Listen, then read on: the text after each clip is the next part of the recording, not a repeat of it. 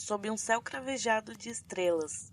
Em uma noite há milhares de anos atrás, um pequeno grupo de humanos se reúne em torno de algo novo e hipnotizante: o fogo. As chamas dançam projetando sombras nas paredes da caverna, enquanto mãos trêmulas seguram raízes e pedaços de carne sobre a brasa. O aroma se espalha pela escuridão, e olhos antes cansados se iluminam de espanto. Sem saber, aqueles ancestrais estavam prestes a transformar não apenas o jantar, mas o destino de toda a humanidade. Ali, ao redor da fogueira, nascia muito mais do que um prato quentinho. Nascia a cozinha, a partilha de histórias ao pé do fogo, um novo capítulo da nossa espécie e, claro, a sala de estar de todo mineiro. Aquela refeição simples, tostada na chama, foi um passo silencioso e decisivo na nossa evolução. Porque mais do que preparar alimentos, cozinhar preparou a nós mesmos para ser quem somos hoje. Vamos acender uma fogueira imaginária junto com vocês e prosear sobre como o ato de cozinhar moldou nossa história, e explorar como dominar o fogo e a panela mudou o nosso corpo e a nossa sociedade. Como isso afetou nosso jeito de comer, nosso tempo livre e até a nossa relação com a terra, para então descobrir por que cozinhar e plantar fazem parte do mesmo ciclo sagrado, ligando a cozinha à floresta. E também questionar os rumos modernos. Por que nos afastamos do fogão? O que perdemos quando terceirizamos nossa comida para a indústria? Olá, senhoras e senhores, e sejam todos muito bem-vindos ao Muda Floresta. Eu sou o Zé. E eu sou a Claire. E prepare o cafezinho. Ajeite seu banquinho aí perto do fogão a lenha imaginário, porque a conversa de hoje promete nutrir a mente e o coração, aqui no seu espaço agroecológico.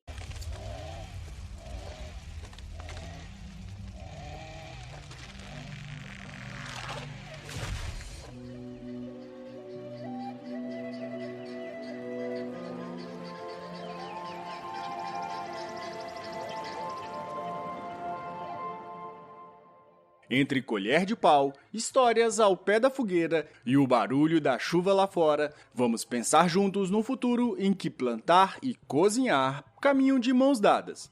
Já dá até para sentir o cheirinho bom. Penso, logo existo. Ou como vamos ver hoje, cozinho, por isso eu penso. Mais uma vez, vamos voltar no tempo com os nossos ancestrais, vivendo de caça e coleta, comendo frutas, raízes, talvez uns insetos e carnes cruas. Grande parte do dia deles era mastigar e digerir coisas duras, fibrosas, difíceis de roer e triturar. Haja maxilar. Não é à toa que todos esses nossos ancestrais tinham mandíbulas muito mais robustas do que as nossas. Devia ser tipo mascar um chiclete eterno de couro, e sem um dentista se um dente quebra na mordida. Mas aí tudo mudou, quando esses ancestrais corajosos começaram a usar aquela coisa estranha que machucava e espantava os animais para além do que se aquecer. Quando eles colocaram comida no fogo, descobriram uma alquimia poderosa. Cozinhar os alimentos pré-digere eles, por assim dizer. Deixa tudo mais macio, mais seguro, pois o calor destrói a maior parte das substâncias nocivas, elimina a maior parte dos micro-organismos nocivos e deixa tudo bem mais nutritivo. Economizar energia é uma característica intrínseca aos seres vivos. Então, menos tempo mastigando raízes fibrosas e quebrando o osso duro, mais energia sobrando para outras coisas.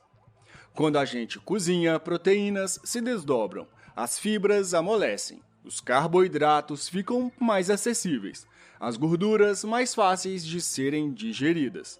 Nosso corpo passa a gastar bem menos esforço para extrair nutrientes. Resultado, sobrou energia para investir em outras funções. E qual será que foi a mudança mais marcante na evolução humana depois do domínio do fogo? Então, nosso cérebro deu um salto de crescimento. O cérebro humano cresceu bastante em volume e complexidade ao longo da evolução. Muitos cientistas acreditam que só conseguimos ter esse cérebrozão exigente em energia graças ao cozimento. Nossa dieta ficou muito mais calórica e eficiente. Embora cá entre nós tamanho não seja documento. Não é só ter cabeça grande, mas tem que usar. Mas veja, ter um cérebro maior permitiu desenvolver linguagens mais complexas, ferramentas elaboradas e a arte. Enfim, muito do que nos faz humanos. E cozinhar teve dedo, ou melhor, colher, nisso tudo. Ao comer alimentos cozidos, conseguimos mais calorias e nutrientes com menos esforço digestivo. Assim, podíamos passar mais tempo pensando, brincando e criando. Até inventando moda e plantando umas ideias. E cozinhar não influenciou só o tamanho do cérebro, não. Ampliou o cardápio da nossa espécie. Com o fogo, passamos a poder comer um monte de coisa que crua fazem mal. Tem planta que é tóxica ou indigesta crua, mas se cozida, vira alimento. Sabe uma comida comum e que pode ser tóxica? A batata. Tem gente que nem imagina, mas algumas espécies de batatas possuem compostos tóxicos quando cruas, como as solaninas, e só viram alimento de verdade quando cozidas. A cocção transforma o veneno em fartura, ou seja, o fogo abriu um leque enorme de possibilidades culinárias e nos ensinou que transformar também é sobreviver. Mandioca brava é outro exemplo. Crua é venenosa. Torrada e moída vira farinha, que vira beiju e também vira pão de queijo. Uma delícia segura para comer. Folhas como a Ora pronobis, uma punk cheia de proteína, precisam dar uma passadinha na panela para ficarem macias e gostosas. Até frutas verdes que amarram a boca podem virar doces incríveis depois de cozidas com açúcar. E, aliás, essa semana o nosso episódio exclusivo para assinantes foi sobre a Ora pronobis, sobre o preparo dela, sobre os benefícios nutricionais dela. Também para conhecer essa planta, e o Zé também falou sobre o conceito de punks, né? Que a gente fala que são plantas alimentícias não convencionais. E tem um debate para mudar para plantas alimentícias não colonizadas, né? É um debate muito interessante e a gente bateu esse papo, o Zé bateu esse papo com o pessoal lá no episódio exclusivo. E depois teve conversa sobre receita de Ora pronobis, jeito que cada um gosta de comer lá no nosso grupo, Comunidade Muda Floresta, também exclusivo para assinantes da campanha. Então, considere assinar a nossa campanha para estar tendo acesso aos benefícios. E vamos seguindo. Essa transformação alimentar trouxe mudanças radicais no corpo humano. Uma das mais marcantes foi a redução significativa do tamanho do aparelho digestivo. Antes da descoberta do cozimento, nossos ancestrais possuíam intestinos maiores e dentes robustos, adaptados a triturar alimentos crus, muitas vezes duros e fibrosos. Com a chegada dos alimentos cozidos, que são mais macios e fáceis de digerir, houve uma redução no tamanho dos dentes molares, da mandíbula e do intestino, já que o processamento prévio feito pelo fogo diminui a necessidade de digestão pesada. E lembrando que já falamos de evolução, não que esse tenha sido o caminho. Grupos de seres vivos que aprenderam a culinária deixavam mais descendentes que os restos dos seus parentes. Por alguns milhares de anos, nossa espécie conviveu com outros parecidos com a gente, mas que não sobreviveram até hoje. Isso também permitiu que a gente se adaptasse a comer em vários lugares do mundo e em várias épocas do ano, sem precisar estocar ainda. Seja em florestas tropicais com raízes estranhas, seja no deserto com grãos duros, ou no frio gélido no Polo Norte, a gente deu um jeito de cozinhar e aproveitar novos alimentos. E sim, essa flexibilidade alimentar foi fundamental para a sobrevivência humana em tantos ecossistemas diferentes, da savana à tundra. Cozinhar ajudou nossos ancestrais a explorar novos territórios sem passar fome, porque podiam extrair sustento de alimentos antes impossíveis de mastigar e inacessíveis para a maior parte dos animais, o que também diminuiu a competição.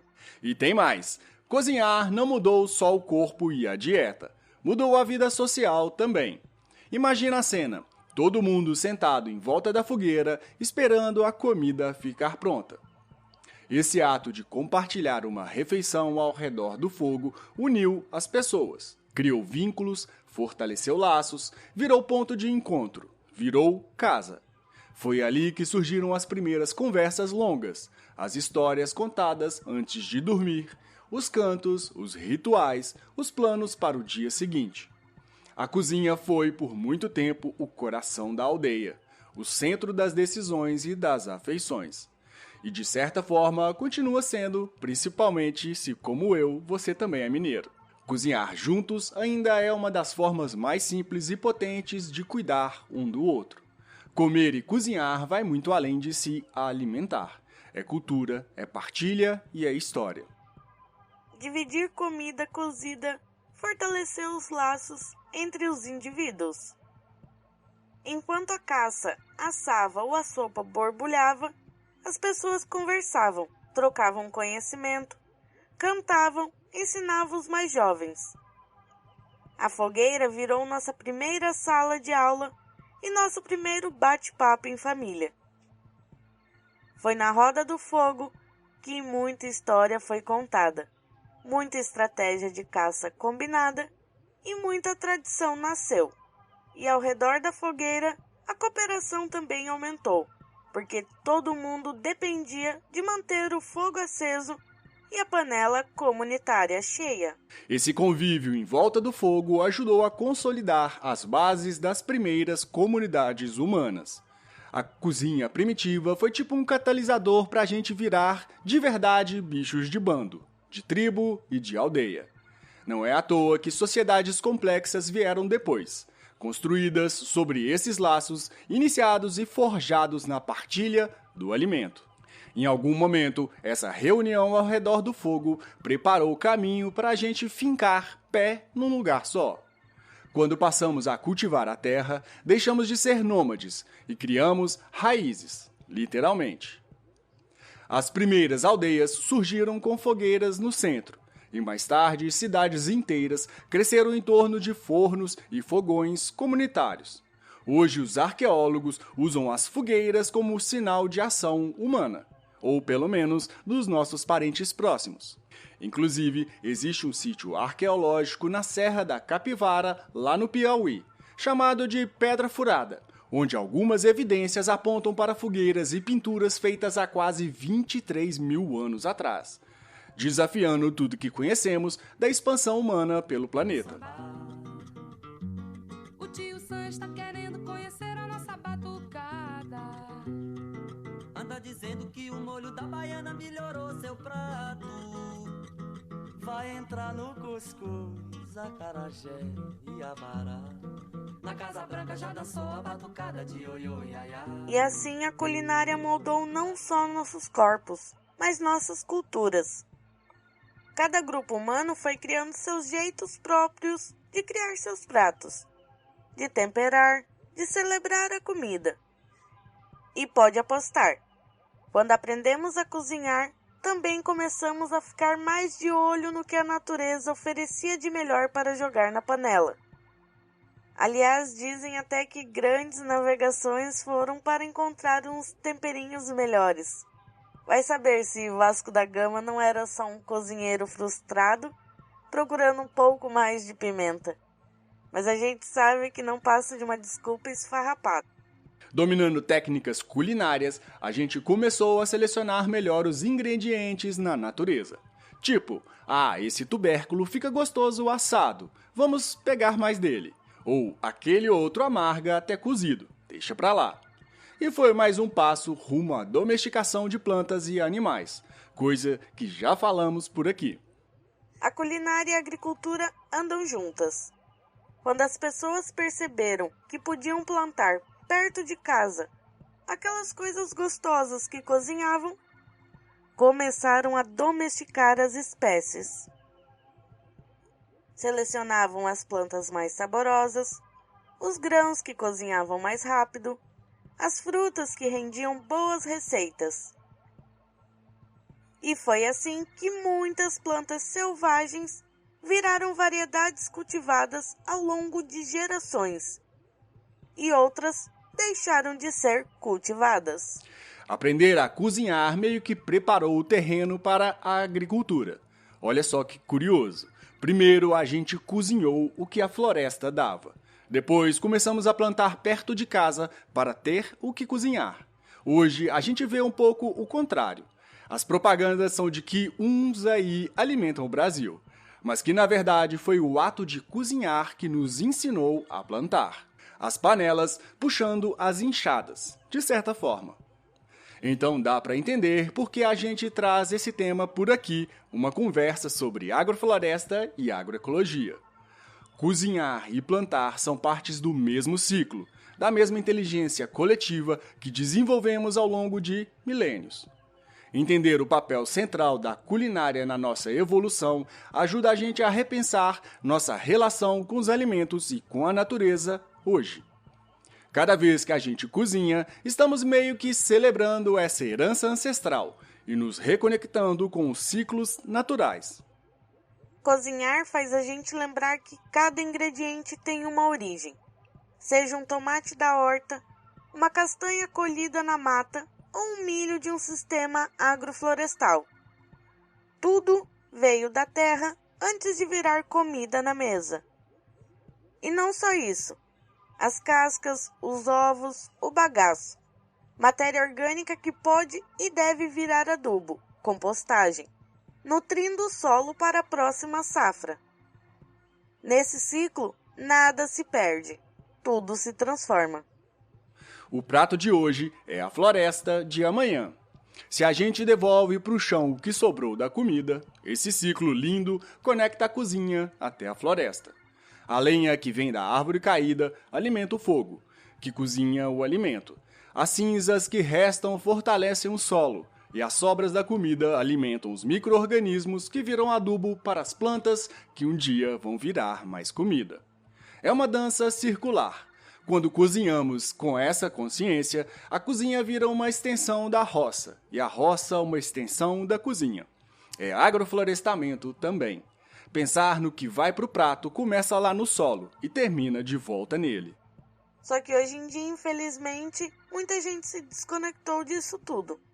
Em vez de lenha e da horta, temos o bip do micro-ondas e prateleiras de produtos ultraprocessados no mercado. Pra que perder tempo picando e refogando? Abra sua comida em lata e em 5 minutos ela está pronta. Sabor artificial de caseiro. Aquele gostinho de comida da sua avó feita em laboratório. Triste, mas é por aí mesmo. A vida cada vez mais consumida pelo ritmo do capitalismo. Em uma sociedade onde a maioria dos indivíduos trabalham em uma escala 6:1, saindo para o trabalho de manhã e voltando à noite após enfrentar horas em transporte coletivo, se torna parte natural do ciclo ingerir alimentos industrializados, práticos, prontos e sem garantia alguma de segurança alimentar. E aqui não estamos culpando o indivíduo, mas sim todo esse sistema que possui engrenagens que se conectam, que tiram o nosso tempo, a nossa vida e fornece comida embalada e alimento biologicamente menos nutritivo. Hoje muita gente olha para o prato e não tem a menor ideia do que realmente está comendo. O alimento chega embalado, congelado, cortado, moído, fatiado, colorido artificialmente e com nomes que escondem sua origem. Parece óbvio, mas não é. Comida não nasce na prateleira do supermercado. Essa desconexão é tão profunda que muitos não reconhecem um pé de mandioca, não sabem de onde vem o leite, ou nunca viram uma galinha fora de um pacote de isopor. Ou como no meu caso, que eu já vi, a pessoa achava que galinha tinha dente, porque viu no pica-pau. A lógica da indústria alimentícia e do agronegócio fez com que a maioria perdesse a relação direta com os ciclos da terra, com as estações, com os tempos da natureza. Tudo virou produto, número de código de barras e data de validade. Essa alienação tem consequências sérias. Quem não sabe de onde vem sua comida, dificilmente questiona como ela foi produzida. Não vê os agrotóxicos, o desmatamento, a exploração de trabalhadores ou o sofrimento animal que muitas vezes estão por trás de embalagens. Também não enxerga os saberes, as mãos e os territórios que ainda resistem, produzindo alimentos de forma agroecológica, respeitosa e viva. É como se o ato de comer tivesse virado um consumo automático, sem história, sem geografia e sem política. Mas toda comida tem uma origem, uma paisagem, uma relação ecológica e social. E recuperar essa percepção, saber que o feijão não nasce em lata, que cenoura tem raiz, que arroz cresce em água, é essencial para reconstruir um mundo onde comer seja novamente um ato de conexão, consciência e escolha. A industrialização da comida prometeu praticidade, mas a que preço? Enchemos nossos dias de embalagens e esvaziamos nossas panelas. Viramos mais consumidores do que cozinheiros. E isso tem a ver, claro, com o agronegócio. Sim, sempre ele. O agronegócio adora essa ideia da gente não cozinhar de verdade, porque aí dependemos mais dos produtos dele. Pode isso, mistura pronta daquilo, fast food acolá, milhos transgênicos não sei onde. Tudo feito com ingredientes de monocultura, muito veneno e aditivo. Enquanto isso, aquele conhecimento de colher o feijão, de sentir o cheiro da cebola dourando, de saber a época da manga-espada, vai se perdendo. Se a gente não cozinha, mal consegue diferenciar comida de produto comestível. É bem complexo, mas a gente sabe de onde veio a lasanha congelada que esquenta no micro-ondas? Sabe o que tem nela? É meio difícil e os ingredientes têm nomes estranhos. Agora, quando você faz uma lasanha em casa do zero, sabe cada ingrediente. Você tem a possibilidade de comprar o queijo de uma cooperativa local, o tomate maduro da feira, o manjericão da sua hortinha. E depois ainda vai poder colocar os restos em uma composteira. Cozinhar é um ato de libertação também. É retomar controle sobre o que nos alimenta. É dizer para o agronegócio que a gente prefere descascar do que desembalar. Que a gente escolhe tempero de verdade em vez de aroma artificial. E quando essa comida vem de sistemas agroflorestais ou agroecológicos, aí o impacto positivo se multiplica. Significa não só que você está cuidando da sua saúde, mas também a saúde do solo, das águas, da biodiversidade e um pouco do futuro da nossa espécie. Tudo num ato simples de fazer o almoço ou a janta. É para pensar um pouco. Muito antes de qualquer máquina, qualquer indústria, qualquer panela de pressão moderna, existiu o fogo e a vontade de cozinhar. Foi ao redor do fogo que nos tornamos humanos plenamente. Ali nasceu a família, nasceu a comunidade, nasceu a tradição. E como a gente já disse, o ato de cozinhar é anterior mesmo até da agricultura. A gente já usava o fogo para preparar comida muito antes de plantar o primeiro milho. E foi cozinhando que abrimos caminho para ter tempo de plantar, de imaginar e de construir outras coisas. Então, cozinhar aumentou a digestibilidade dos alimentos, liberou tempo para pensar, criar e, quem sabe, plantar uma árvore também. Faz sentido, né? Barriga cheia, mentes mais livres. Talvez sem o fogo e a panela não sobrasse tempo nem energia para civilizações florescerem, nem para a gente começar a plantar florestas intencionalmente. O primatólogo Richard Wrangham, que estudou isso, defende justamente que cozinhar foi um divisor de água na espécie humana, que a partir daí nosso corpo e nossa sociedade tomaram outros rumos. E quando ele fala de divisor de águas, é divisor de fogueiras também. A gente se definiu como espécie em volta do fogão. Cozinhar é, portanto, um ato de transformação profunda do alimento, do corpo e da nossa sociedade. Aquela coisa que, se vocês me perguntarem, é a coisa que a gente faz e ninguém mais faz. Essa sim é uma diferença qualitativa que rapidamente se transformou numa diferença quantitativa enorme. Nós somos o único animal que cozinha. Ninguém mais cozinha, só a gente transforma de uma maneira tão radical a comida que a gente come. E não é só a transformação física. Nas religiões de matrizes africanas, por exemplo, como o candomblé e a umbanda, cozinhar é muito mais do que um simples preparo de alimentos. É uma forma profunda de conexão espiritual, cultural e ancestral. A culinária nesses contextos não apenas nutre corpos, mas também fortalece a ligação com os orixás, ancestrais e as forças da natureza. Preparar esses pratos não é só um ato culinário, mas uma prática espiritual, que exige respeito, concentração e intenção positiva por parte de quem cozinha.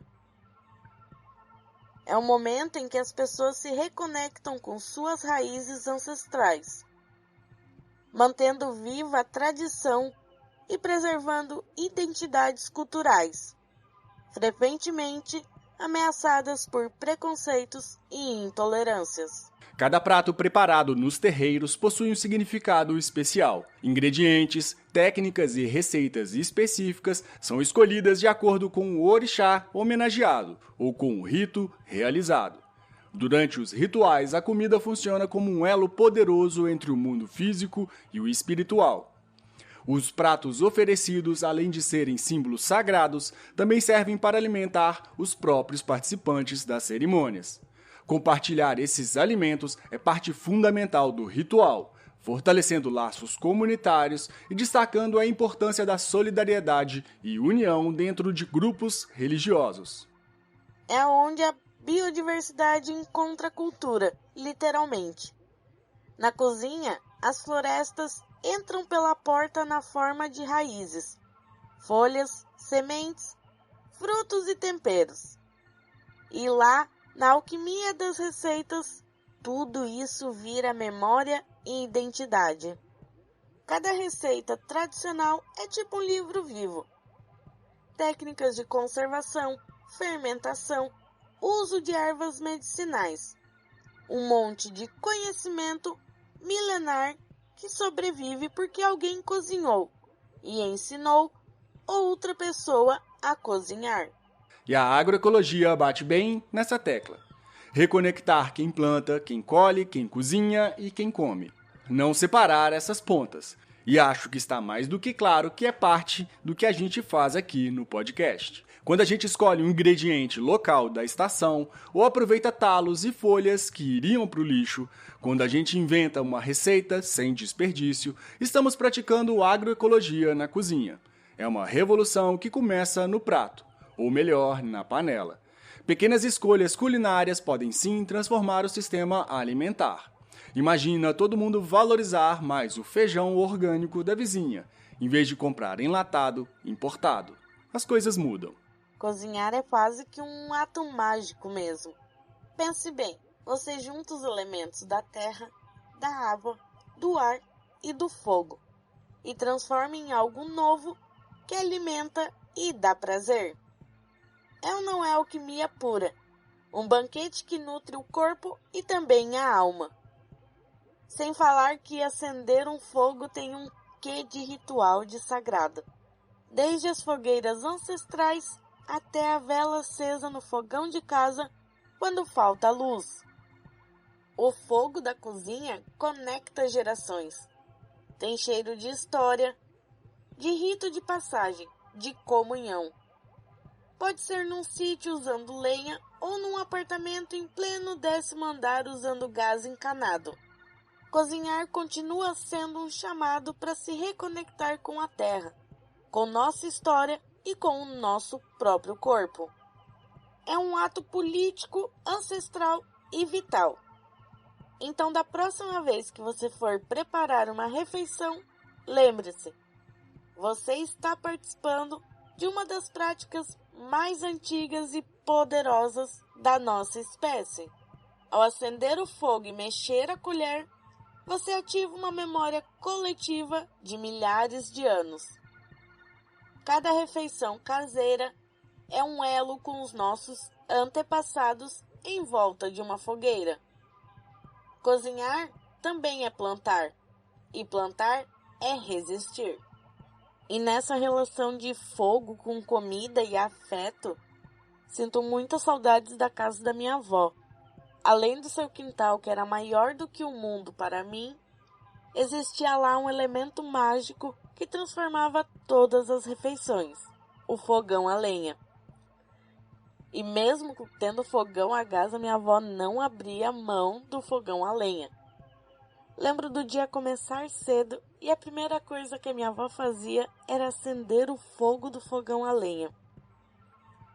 Logo em seguida, ela colocava a aba para passar um café e um chimarrão.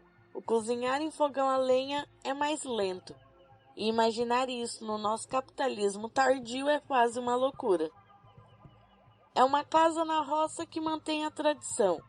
É o fogão a lenha que serve de aquecedor em locais frios. Mas o que eu quero dizer com isso é que, de uma forma geral, nos desconectamos do tempo de preparo de alguns alimentos. Aceleramos outros, mas no fundo, nada se compara a um feijão cozido em fogo brando de um fogão a lenha, sem panela de pressão, em uma panela de ferro ou de barro para aumentar um pouco o charme. Aquela polenta que cozinha lentamente, tudo em um fogo que não rege só o alimento, mas também o cuidado, o tempo, afetos e memórias afetivas. Esse episódio é, no fundo, uma grande homenagem a 3 mulheres incríveis da minha vida, que me ensinaram a amar e a cozinhar. Minhas avós, Dona Nésia e Dona Yara, e a minha querida mamãe, Dona Sandra. Cada uma me passou um pouquinho dessa magia de que é cozinhar. Dona Nésia, minha avó por parte de mãe, era uma cozinheira de mão cheia, lá da roça, sem estudo nenhum, mas sabia que só ela. Com ela, aprendi a famosa cozinha do vai por rumo e porva. Traduzindo do mineirês, vai colocando os ingredientes no olho e vai provando até ficar bom. Nada de receita escrita ou técnicas certinha. Era tudo de sentir. Cozinhar de olho e de coração. E sempre deu certo.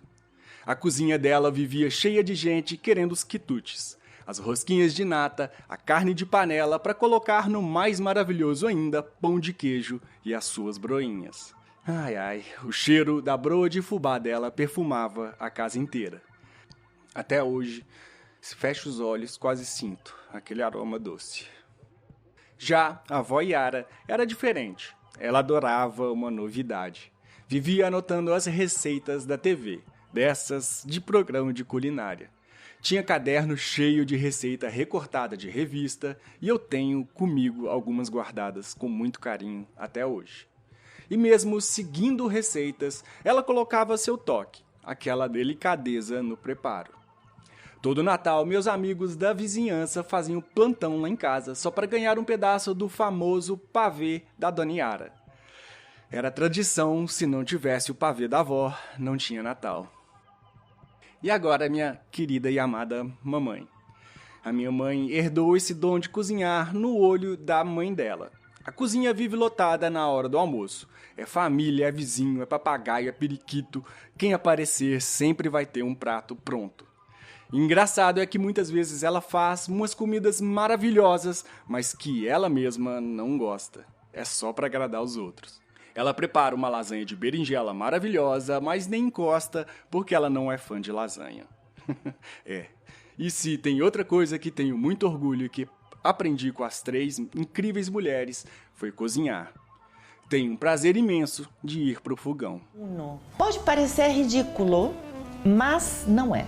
Tá com vantagens. Eu acho que quando a gente não está com vantagens, tem zero vontade de cozinhar, cozinhar fica muito mais difícil. E é óbvio, eu sei que muita gente precisa cozinhar todo dia e não importa se tem ou não tem vantagens, mas que vale a pena ser inteligente o suficiente para calibrar a receita com as nossas vantagens. Porque a verdade, nem sempre a gente escolhe quando quer cozinhar e não, às vezes a gente tem a obrigação mesmo, a gente tem que cozinhar todos os dias, né? Tem filho, não dá pra falar, não tô afim, então. Mas o que sim vale a pena? Calibrar as tuas vantagens com o grau de dificuldade da receita escolhida. Então, às vezes é melhor fazer um pão com manteiga, um ovo frito e uma maçã para um almoço, para um jantar, do que embarcar em uma receita mais difícil, que envolve lavar, cortar, picar, refogar, saltear. Se a gente não tá afim, o resultado final não é o mesmo. E quando a gente fala de reconectar cozinha e floresta, não tem como deixar de lado as punks. As plantas alimentícias não convencionais, ou, como eu falei, as plantas alimentícias não colonizadas.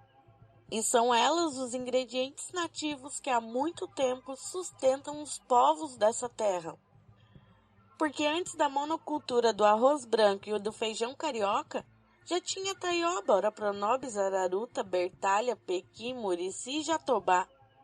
Muitos desses sabores vêm direto do mato dos quintais, dos fundos de pasto, dos cerrados e das beiras de rio. E mesmo assim, ficaram esquecidos, apagados dos pratos do dia a dia, como se fossem mato, quando na verdade são florestas em forma de comida. Essas plantas carregam saberes ancestrais, nutrição potente e uma beleza que não cabe nas gôndolas do supermercado.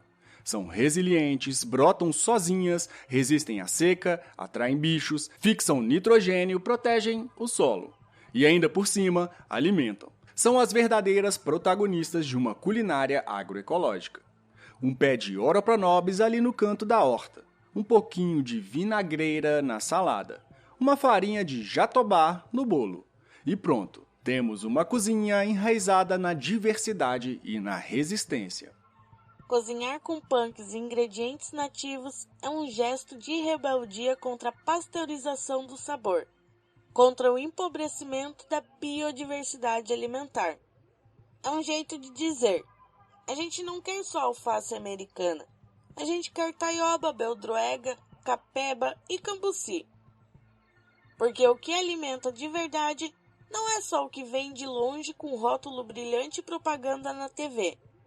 É o que nasce perto, no tempo certo, com a força da terra e o cuidado de quem planta com afeto. E olha que interessante, nas agroflorestas essas plantas muitas vezes brotam sozinhas, se misturam com as cultivadas, preenchem espaços, ajudam no equilíbrio ecológico e ainda vão parar na panela.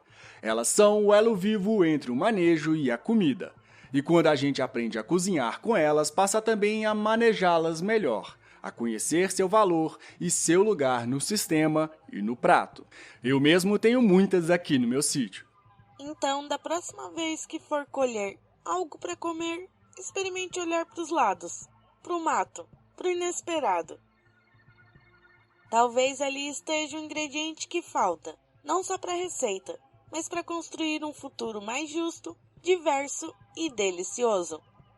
E lógico que não podemos deixar de indicar um dos livros mais completos sobre as punks, de um dos maiores escritores sobre botânica, Henri Lorenzi.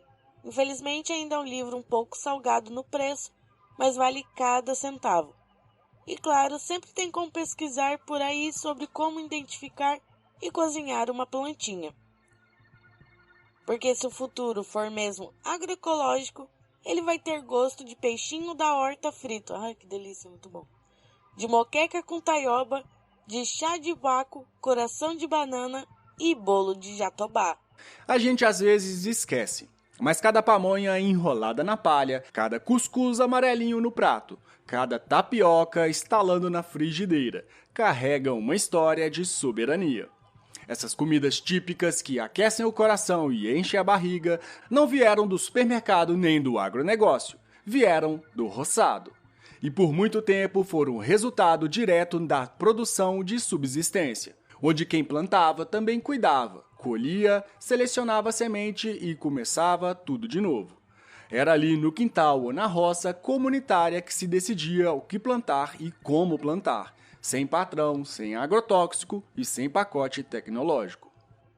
Tapioca, canjica, mugunzá, farofa de quiçari. Tudo isso aí é riqueza que brota da diversidade. E mais que isso, é tecnologia ancestral. O milho não era só o milho. Era crioulo, era colorido, era azedo ou doce, mole ou mais duro. Cada variedade com um uso, um sabor, uma função. E não somente esse amarelinho que é o que vende mais. A mandioca não é só base de farinha. É ciência viva entre brava e mansa, entre a que vira beiju e a que vira tucupi. E o quiçari, que hoje quase ninguém conhece, era base de farofa e de cultura. Essa autonomia do campesinato era o que mantinha a biodiversidade cultivada, porque quem tinha a semente tinha o futuro, e quem perdia a semente ficava refém. Foi assim que o agronegócio começou a nos roubar. Não foi só com o veneno, foi com patente, foi com a padronização do gosto, foi tirando a semente da mão do povo e vendendo de volta embrulhada em plástico e promessa. Mas a memória resiste. Em cada festa junina, em cada café da manhã no interior, em cada panela fumegando pamonha ou milho verde. Tem um lembrete. A comida que vem da terra e das mãos de quem a conhece é escudo contra o esquecimento. É alimento, é cultura e é também rebeldia. Porque proteger as sementes crioulas, os saberes culinários e os pratos da roça é também proteger o nosso direito de comer com liberdade, com afeto e com identidade. E claro, quando a gente fala de culinária brasileira, a gente tem que dizer com todas as letras: sem povos indígenas não haveria cozinha brasileira. Pelo menos não como a gente conhece hoje. Não haveria cuscuz, tapioca, nem biju. Não haveria farinha, nem tucupi, nem pamonha, nem mingau, nem mandioca, nem o açaí e nem o chimarrão. Não haveria nem panela de barro, nem forma de assar direto na brasa, nem os costumes de temperar com cheiro e não com sal em excesso. O Brasil é indígena, e a nossa comida também. E isso vale do sul ao sertão. O que encontramos é um caldeirão de influências afro-europeias e sertanejas, mas que tem a mandioca, o milho e o feijão como base sólida. E não é por acaso, é porque são alimentos que sustentam a vida por séculos. O tutu, o angu, o polvilho azedo que vira pão de queijo ou chipa, a erva mate que vira chimarrão, tudo isso é herança direta de saberes indígenas. É o modo de fermentar, de esfriar, de secar, de conservar. O que a gente chama de cozinha raiz tem raiz mesmo. E é raiz nativa, é ancestral e é indígena. Eu sou a Kali Maracaiá, sou chefe de cozinha. Nós estamos hoje no distrito de Toné, na aldeia Bananal, em Aquidauana, Mato Grosso do Sul. E assim, com a minha palestra ou com a minha apresentação aula show, souberam um pouquinho mais sobre a gastronomia, porque na minha aula show eu não falo só da gastronomia indígena, eu falo um pouco da nossa cultura, da nossa vestimenta, da nossa dança, da nossa língua. Eu ensino as pessoas a falar um pouquinho de terena. O meu irmão uma vez ele me questionou, ele falou: Kali, como que você vai ganhar dinheiro fazendo as pessoas comerem mandioca? Aí eu falei assim para ele: meu irmão, é da mandioca que nós tiramos o nosso sustento, e você vai ver ainda que eu vou tirar dinheiro da mandioca. E hoje as pessoas me pedem já: Kali, faça um ri-ri para mim. Ri-ri é feito de mandioca. E assim, eu tenho o maior orgulho de falar sobre a minha gastronomia e sobre a minha cultura. A gente vive num país onde parte da população passa fome e a outra parte se alimenta mal. Parece até contradição, mas é o retrato de um sistema alimentar quebrado. Porque não basta comer todos os dias, é preciso comer bem, com variedade, com qualidade, com comida de verdade. E isso só acontece quando a alimentação é recorrente e diversificada. Quando tem arroz e feijão, mas também tem folha, raiz, fruta, cor, cheiro, textura, temperos. É quando o prato vira um caleidoscópio de nutrientes que fortalecem o corpo e a mente. E a gente não cansa de falar o orgulho que a gente tem de cultivar os nossos milhos crioulos. E aí que entram as agroflorestas. Elas não só produzem alimentos, elas produzem diversidade. Enquanto a monocultura dá uma safra só e depois exige adubo e veneno para continuar, a agrofloresta vai colhendo ao longo do ano. Tem o que colher no chão, na altura das mãos, nas copas e até mais alto ainda. Tem o que plantar agora e o que só vem no ano que vem. Tem banana, abóbora, mandioca, amora, cúrcuma, taioba, amendoim, limão, cambuci. Uma verdadeira farmácia viva e uma feira completa no mesmo espaço. Além disso, a variedade de espécies reduz o risco de escassez. Se uma planta não vai bem num ano, a outra compensa. É o que garante comida na mesa mesmo com o clima doido, mesmo com a economia em crise. Isso é segurança alimentar de verdade, quando a gente depende menos dos supermercados e mais do sistema que a gente ajuda a construir. E tem mais. Quando o alimento vem da agrofloresta, ele vem mais rico. O solo é mais vivo. A planta cresce em equilíbrio com outras. Não leva veneno. E aqui entra um ponto que sempre vai me deixar incomodado, que é a economia. Só entra na conta o que tem preço de tabela. Os rios revitalizados, a terra viva, não matar a vida nativa local com veneno e outras vantagens das agroflorestas não vão entrar na conta. Como a nutrição vem completa, como um prato cheio de sentidos, do paladar à memória. Comer bem todos os dias, com variedade, com afeto e com história. É também uma forma de regenerar a saúde do corpo e da terra. Porque no fim das contas, a verdadeira abundância não é só quantidade, é diversidade. Cozinhar não é apenas um ato de alimentar corpos, mas também de nutrir comunidades e construir pontes culturais e sociais. Ao longo da história, a humanidade desenvolveu-se ao redor do fogo e das panelas, transformando ingredientes em cultura, identidade e resistência. A cozinha é um espaço coletivo e social, que ultrapassa o simples preparo de alimentos. É ali que se transmitem saberes ancestrais, conhecimentos sobre a biodiversidade local e técnicas que respeitam os ciclos naturais. Cozinhar pode ser um ato político poderoso, especialmente quando é feito em defesa da vida, da autonomia alimentar e contra a fome que ainda assola muitas regiões do Brasil. É difícil definir o que é uma cozinha solidária, mas são espaços multidisciplinares, espaços que a gente consegue, eu acho que ver, né, a companheirada aí na ação, na ativa, fazendo tanto com tão pouco. Ela representa, eu acho que muito, e não para mim, né? Eu acho que ela representa para a sociedade. A gente tem um trabalho territorial, então a gente fala que entrega para além do alimento, né? Tem cozinha que tem creche, tem cozinha que tem escolinha de reforço escolar, cozinha que tem teatro, aula de xadrez. Aqui a gente faz um trabalho, aqui na Lapa a gente faz um trabalho com a população em situação de rua.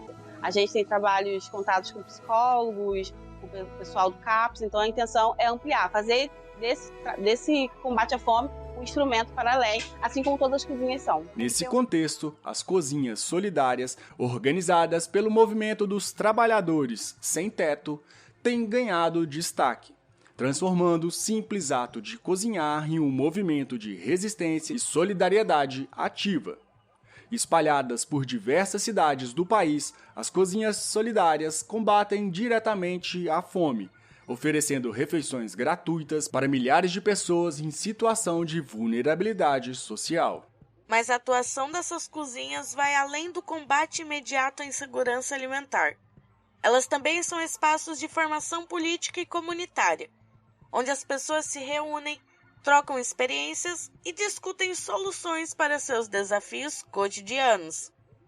Ao fornecer refeições, as cozinhas solidárias fortalecem o tecido social e promovem a agroecologia, privilegiando alimentos orgânicos e provenientes de pequenos produtores locais. Ao optar pela agroecologia e pelos alimentos provenientes de sistemas agroflorestais, as cozinhas solidárias do Movimento dos Trabalhadores Sem Terra contribuem também para um sistema alimentar mais justo e sustentável, alinhado aos princípios defendidos pela gente aqui do Muda Floresta.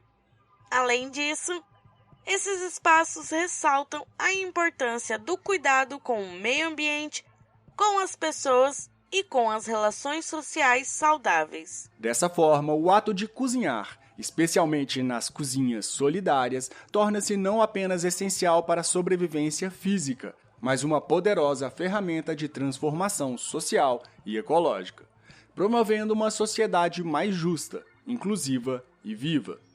Cozinhar, para mim, é um ato de amor e até de magia, igual eu via minhas queridas avós e vejo minha mãe fazendo. Quando eu mexo um panelão para fazer uma feijoada ou arrisco fazer um pão, sinto a presença delas comigo. É a ancestralidade pura guiando a minha mão. Eu amo cozinhar por conta disso e ponho muito carinho em cada prato. E diferente da minha mãe, eu sou bom de garfo. Como de tudo e adoro provar minhas invenções. Dia desses, fiz um caldo de mandioca com ora pronobis picadinho. Uns temperos verdes que, olha, ficou bom demais da conta. E sabe, eu tenho uma coisinha meio diferente. Eu tenho sinestesia com o sabor. Tem gente que vê cor quando ouve música. Eu vejo as cores e formas quando eu sinto gostos e cheiros. Parece esquisito, mas é legal demais. Quem lembra lá do filme do Ratatouille, quando o ratinho mistura uma comida para o seu irmão e aparece aquele monte de cor e sons psicodélicos em volta, comigo é quase aquilo. Então eu cozinho guiado por essas minhas visões de sabor. É viagem, mas dá certo. Ah, eu tenho que te ensinar tudo sobre comida? Fecha os olhos. Agora, dá uma mordida no... Não enfia na goela! Já era. Pega. E aqui, como estamos falando de cozinha, queremos deixar algumas dicas. E tem uma regra simples que pode guiar qualquer cozinha agroecológica. Quanto mais colorido o prato, melhor. As cores dos alimentos não são só bonitas. Elas dizem muito sobre os nutrientes que carregam. É a natureza sinalizando o que aquele alimento tem de especial. Mas a cor sozinha não basta. A forma como a gente prepara esses alimentos pode aumentar ou até diminuir a quantidade de nutrientes que o corpo, de fato, consegue absorver. Porque sim, a gente é onívoro, mas o nosso sistema digestivo não dá conta de quebrar tudo sozinho. Muitas substâncias precisam de um empurrãozinho, uma combinação, uma técnica de preparo. Um bom exemplo são os ferros nas folhas verdes. É melhor absorvido se a gente come junto uma fonte de vitamina C, ou como limão ou um abacaxi. Já o beta-caroteno das raízes alaranjadas precisa de uma gordura boa para virar a vitamina A dentro da gente. Ou seja, refogou com um pouquinho de azeite ou óleo, maravilha. Feijão de molho antes de cozinhar reduz antinutrientes e deixa o ferro mais disponível. Cozinhar levemente folhas como couve e ora pronobis quebra fibras duras e aumenta a absorção. Misturar arroz com feijão, farinha com legume e fruta com semente, tudo isso ajuda a formar combinações mais completas. E claro, variar. Comer sempre a mesma coisa limita a variedade nutricional que o nosso corpo precisa. E tem mais uma coisa que os estudos vêm mostrando.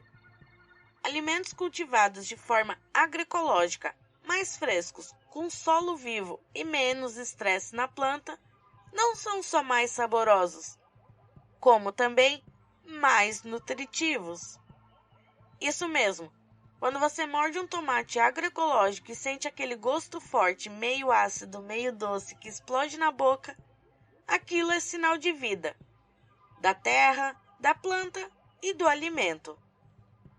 o sabor é indicativo de qualidade, e isso está ligado a níveis mais altos de compostos fenólicos, antioxidantes e até minerais disponíveis. E Ana Primavera já dizia, né? Solo saudável, planta saudável, ser humano saudável. Plantas que produzem alimentos em solos degradados, elas são biologicamente menos nutritivas. Então a gente acaba ingerindo também esse alimento biologicamente menos nutritivo. Então, solo saudável, planta saudável, ser humano saudável. E todos os animais também, né? O saber da panela vem junto do saber da terra. E se tem uma coisa que a agroecologia nos ensina, é que um alimento saudável começa no cultivo e termina no preparo consciente. E quer saber de uma coisa que a ciência também está começando a dizer com todas as letras? O sabor é um indicativo de qualidade nutricional. Estudos já mostram que alimentos frescos, recém-colhidos e cultivados em práticas agroecológicas têm mais compostos bioativos, vitaminas e minerais. Isso porque não foram colhidos verdes, não viajaram milhões de quilômetros, nem ficaram dias respirando dentro de caixas plásticas com gás. Fora a nutrição forçada com NPK e todos os litros de veneno. Sabe aquele gosto mais forte de um cheiro verde agroecológico? Aquela doçura absurda de um mamão que amadureceu no pé? Se não souber, a gente te intima a ir procurar um plantio ou uma feira agroecológica, que falamos delas e de sua importância nos últimos episódios. É o sabor da saúde, é o sabor da diversidade, é o sabor de um alimento vivo, que cresceu em solo vivo, com planta viva e saber vivo. E uma coisa que eu gosto muito de fazer com os alimentos é experimentá-lo de formas diferentes, principalmente com alimentos que eu não gostei naquele primeiro contato. Por exemplo, eu não gosto de quiabo refogado, mas gosto do quiabo no acarajé e de conserva de quiabo. Então são outras formas de eu ingerir esse alimento que eu goste, né? Eu não gosto de almeirão cru, mas faço refogado com alho e gosto bastante. A berinjela eu também não gosto muito refogada, mas já um patê de berinjela é uma delícia. E tudo isso é sobre experimentar, abrir espaços para esses alimentos. A gente pode eternamente redescobrir eles, nos sabores, nas texturas, na qualidade daquele alimento. Por isso, na hora de cozinhar, a dica é simples e ancestral. Coma colorido, coma variado e cozinhe como quem cuida, porque é isso que você está fazendo. A cozinha é uma decisão política do MST. Nós vemos com as cozinhas solidárias já desde a outra enchente que assolou o Rio Grande do Sul. Até porque a gente entende que solidariedade é um ato concreto, né? E nada mais concreto nesse momento que fazer chegar um pouco de acalento e também saciar o povo que não tem acesso à comida por conta de ter sido desalojado pela enchente. Aqui todo mundo cozinha, a cozinha foi montada com, nesse caso aqui, companheiros e companheiras que vêm dos acampamentos do MST e que nós convocamos como militantes para esse trabalho de solidariedade. Tem uma máxima popular que diz: você é o que você come. Mas hoje, com o que revela os dados da ciência, a frase talvez devesse ser: você perde ou ganha minutos de vida com o que você coloca no prato. Um estudo recente da USP adaptou um índice chamado de RENI, ou Índice Nutricional de Saúde, para a realidade brasileira, medindo quantos minutos de vida saudável ganhamos ou perdemos ao comer cada alimento. E o resultado é um espelho incômodo no nosso sistema alimentar. As comidas que mais fazem mal à saúde também são as que mais destroem o planeta. Cookies recheados, carnes processadas, refrigerantes, pizzas industrializadas foram os campeões de perda de vida saudável e impacto ambiental. Em contraste, alimentos como a banana, peixes de água doce e, claro, nosso querido feijão aparecem como os mais benéficos, tanto para o corpo quanto para o clima. Para você ter uma ideia, comer uma porção de feijão representa até 6 minutos de vida saudável a mais, com emissões quase nulas de carbono e sem consumo extra de água. Já o consumo da carne bovina, além de roubar até 22 minutos da nossa saúde, gasta mais de 70 litros de água potável e é responsável por 1 tonelada de emissões de CO2. E o mais interessante é que essas descobertas não são apenas sobre saúde individual. Elas revelam um problema sistêmico. Apesar do Brasil ter uma biodiversidade alimentar riquíssima, a maior parte das calorias consumidas pela população vem de uma base restrita de alimentos: arroz, carne, açúcar, farinha e ultraprocessados. O estudo identificou que só 33 alimentos compõem quase 70% de toda a energia da dieta brasileira. Isso é um retrato da monotonia alimentar, que pode levar tanto à deficiência nutricional quanto ao colapso ambiental. As agroflorestas, por outro lado, caminham no sentido oposto. Elas oferecem variedade, respeitam os ciclos naturais e podem devolver ao prato a diversidade que o agronegócio nos roubou. Promovem o plantio de frutas, raízes, leguminosas e folhas que, segundo esse mesmo estudo, estão entre os alimentos mais saudáveis e com a menor pegada ecológica. Em vez de escolher entre comer bem ou preservar o planeta, com sistemas agroecológicos é possível fazer os dois ao mesmo tempo.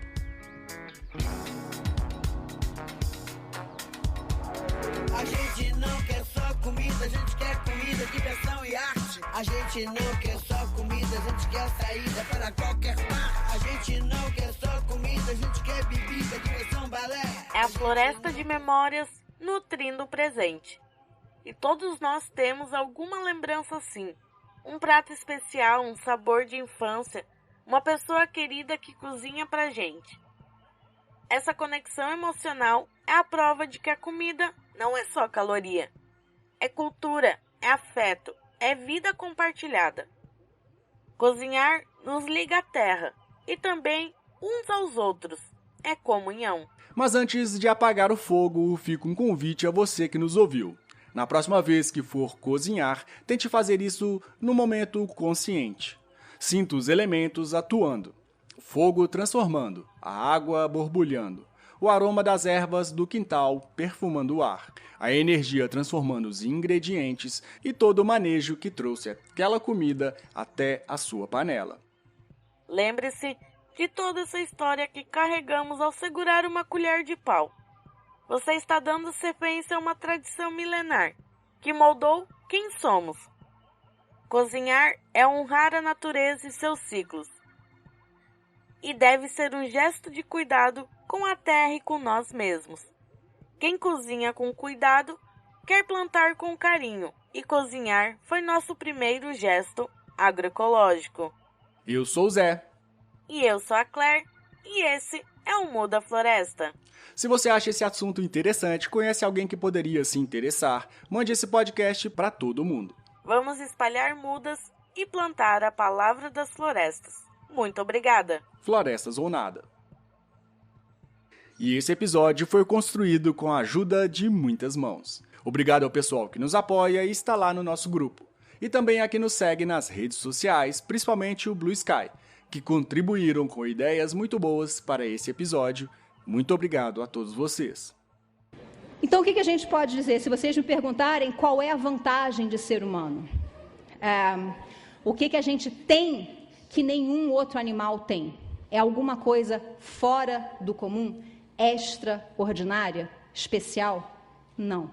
O que a gente tem é o maior número de neurônios no córtex cerebral que nenhum outro animal consegue ter e que nos dá essa capacidade cognitiva realmente notável que, graças à tecnologia, cultura, e daí o papel tão importante de professores e cientistas, é passado adiante, né, e perdura. A gente hoje chegou num ponto onde o conhecimento coletivo da humanidade não cabe mais em cérebro nenhum. Ninguém consegue conter, né, em si mesmo todas essas habilidades. Como é que a gente chegou a esse ponto? O que permitiu que a gente chegasse a esse ponto?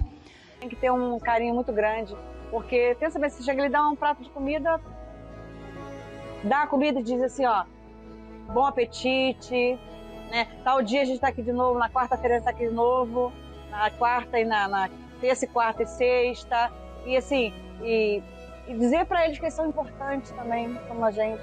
Pode ser excluído da sociedade, mas da gente, o MTST, não. Da Cozinha Solidária também não. A nossa resposta é dar comida a esse povo que está passando fome. Essa é a nossa resposta.